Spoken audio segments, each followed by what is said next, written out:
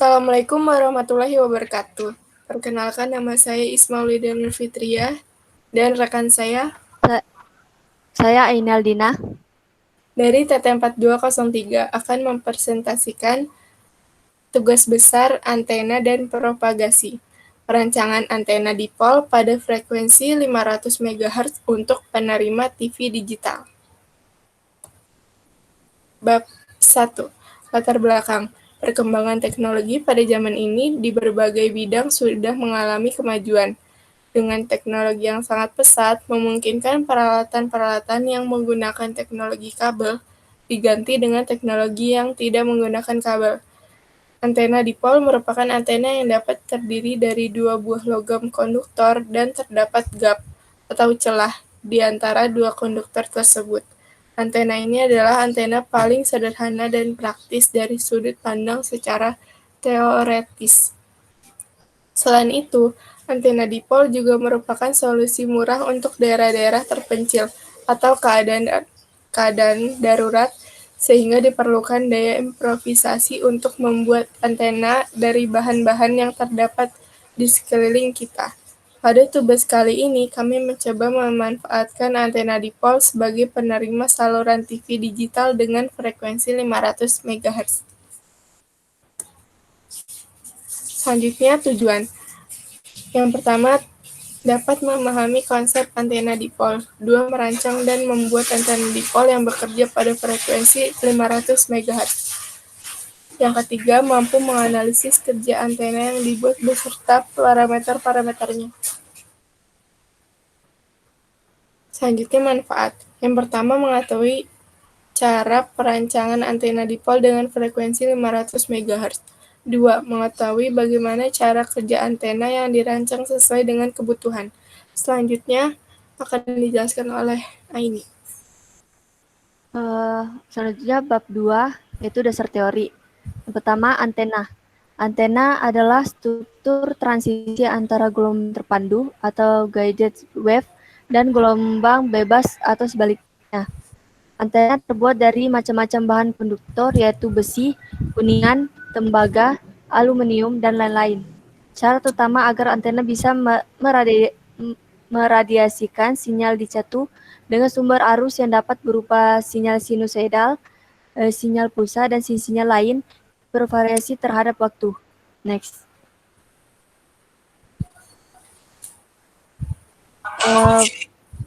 Selanjutnya parameter antena.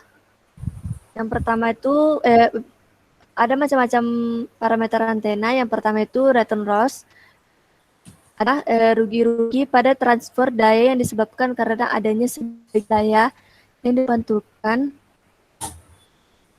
dipantulkan kembali oleh beban. Return loss dapat dihitung berdasarkan nilai koefisien pantul seperti pada rumus di bawah ini, dengan gamma adalah koefisien pantul. Selanjutnya VSWR merupakan perbandingan antara tegangan maksimum dan minimum pada suatu gelombang berdiri akibat adanya pantulan gelombang yang disebabkan kondisi tidak matching antara impedansi input antena dengan seluruh video, dengan rumus di bawah ini. Next.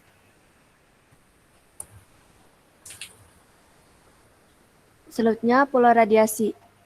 Ada 3 macam pola radiasi. Yang pertama itu isotop, yaitu pola radiasi yang menunjukkan adanya pancaran yang sama besar untuk ke segala arah. Kedua, direksional, yaitu pola radiasi terkuatnya diarahkan ke suatu arah tertentu. Terakhir, omnidireksional, yaitu arah pancaran antena ke berbagai arah dengan energi pada suatu bidang sama besar. Next. Kemudian gain, yaitu perbandingan antara intensitas radiasi maksimum antena dibandingkan dengan intensitas radiasi antena referensi. Gain juga merupakan suatu ukuran dalam pengukuran karakteristik antena yang menyatakan kemampuan antena untuk mengarahkan daya. Selanjutnya direktivitas. Perbandingan intensitas radiasi maksimum dibandingkan dengan intensitas radiasi rata-rata. Sehingga direktivitas adalah kemampuan antena untuk memusatkan energi ke arah tertentu saat memancarkan dan menerima gelombang elektromagnetik.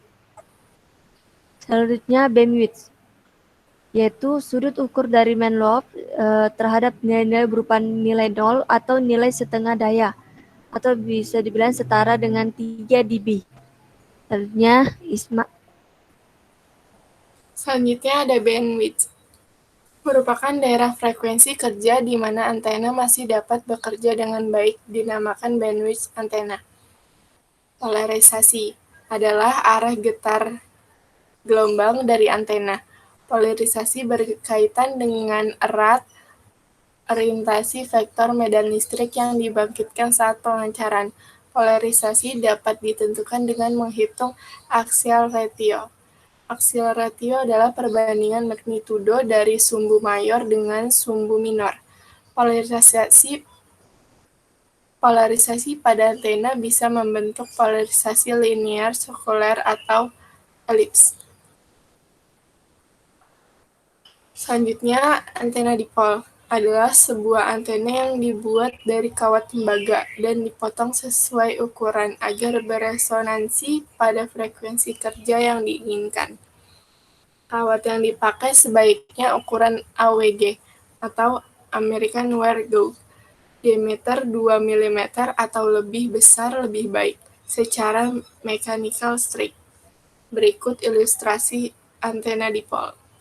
Persamaan menghitung total panjang antena dipol, yaitu lambda sama dengan C per F. Sehingga nilai K dapat diperoleh dengan persamaan berikut.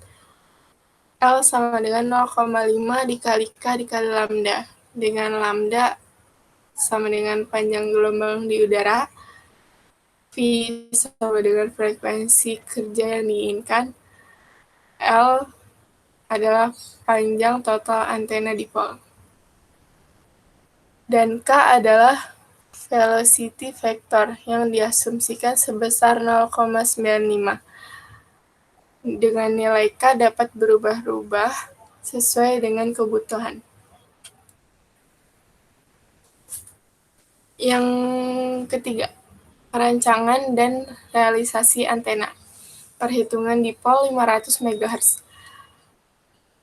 Berikut rumus untuk menghitung total panjang sebuah antena dipol adalah di mana F frekuensi, C panjang gelombang, L panjang total, K velocity vector yang diambil sebesar 0,95. Diketahui F sama dengan 500 MHz, lambda sama dengan C dibagi F sama dengan 3 dikali 10 pangkat 8 per 5 kali 10 pangkat 8 dengan hasil 0,6 meter atau 600 mm. L sama dengan 0,5 dikali K dikali lambda sama dengan 0,5 dikali 0,95 dikali 600 dengan hasil 285 mm. G sama dengan L dibagi 200. 285 dibagi 200 sama dengan 1,42 mm. Namun hasil tersebut kami optimasi kembali sehingga mendapatkan nilai akhir dengan gambar berikut. Spesifikasi perancangan. Frekuensi 500 MHz, impedansi 50 ohm, PSWR sama dengan kurang dari sama dengan 2, return loss sama dengan kurang dari min 10 dB. Selanjutnya akan dijelaskan oleh ini. Selanjutnya bagian desain hasil perancangan. Nah, di sebelah kanan ini, gambar di sebelah kanan yaitu gambar 1,3, yaitu adalah desain hasil perancangan yang kami rancang pada CST Studio Suite 2019. Di sebelahnya itu pada titik merah yang di tengah itu adalah discrete port yang sebagai pencanduan di perancangan kami. Next. Kemudian hasil simulasi karakteristik antena. Yang pertama return loss. Setelah dioptimasi, kami mendapatkan hasil return loss sebesar min 14,17 dB dan VSR-nya yang salah dioptimasi sebesar 1,48. Next. Gain. Nah, di Gain juga kami mendapatkan nilai sebesar 0,158 dBi, dan direktivitasnya kami mendapatkan nilai sebesar 2,158 dBi. Next. Beamwidth. Pada simulasi didapatkan nilai beamwidth sebesar 78,7 Dz. Sudah tertera pada gambar di bawah ini. Nah, selanjutnya Isma. Selanjutnya bandwidth. Mencari nilai bandwidth dapat dilihat dari grafik return loss dan VSWR, yaitu frekuensi atas dikurangi dengan frekuensi bawah. Dari hasil di grafik di bawah, didapat nilai bandwidth return loss sebesar 63,85 MHz dan bandwidth VSWR sebesar 65,51 MHz.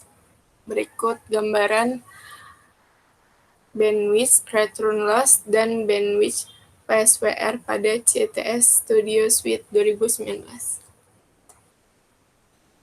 Selanjutnya, polarisasi antena dipol adalah omnidireksional. Polarisasi antena dipol adalah linear karena mutlak AR lebih besar sama dengan 40 dB. Berikut gambaran polarisasi omnidireksional dan polarisasi linear pada CTS Studio Suite 2019. Terakhir, penutup. Antena dipol yang telah dibuat mampu menerima gelombang sinyal elektromagnetik secara maksimal yang sudah dioptimasikan dengan nilai VSWR sama dengan 1,92 menjadi 1,48.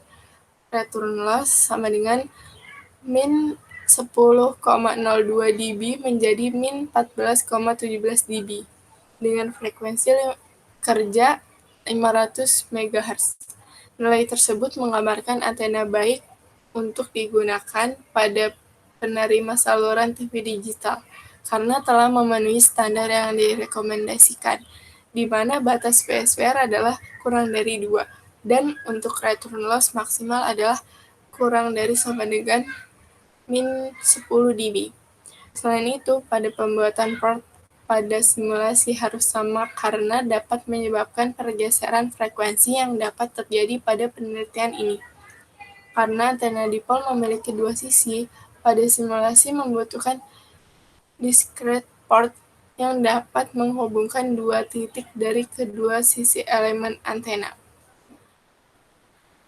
Sekian presentasi Tubes Ismaulida dan Aini. Kurang lebihnya mohon maaf. Wassalamualaikum warahmatullahi wabarakatuh.